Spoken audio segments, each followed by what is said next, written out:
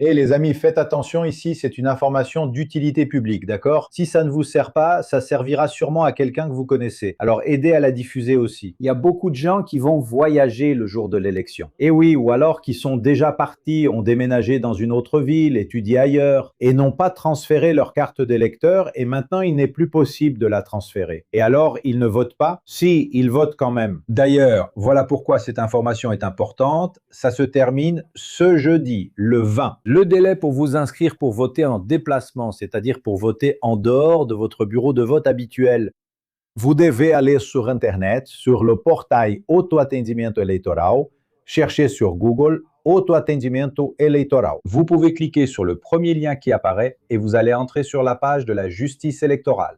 Et vous allez transférer temporairement votre carte d'électeur, juste pour cette élection, d'accord?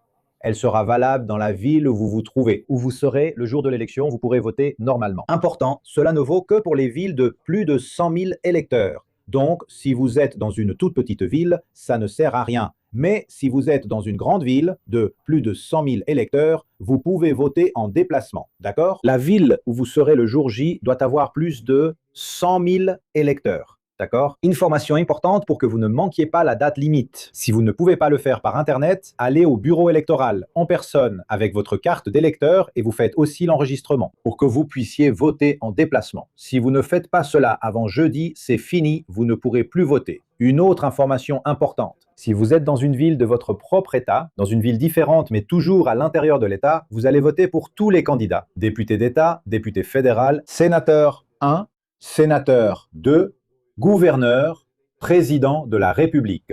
Maintenant, si vous êtes dans une ville d'un autre État de la Fédération, là, vous ne votez que pour le président de la République, vous ne votez pas pour les autres postes. Même ainsi, il est très important de voter parce que vous le savez, chaque vote comptera dans cette élection qui sera très serrée. Alors, si vous allez être en dehors de votre domicile électoral le jour du vote, inscrivez-vous, votez hors de votre domicile électoral et participez au choix démocratique du prochain président du Brésil.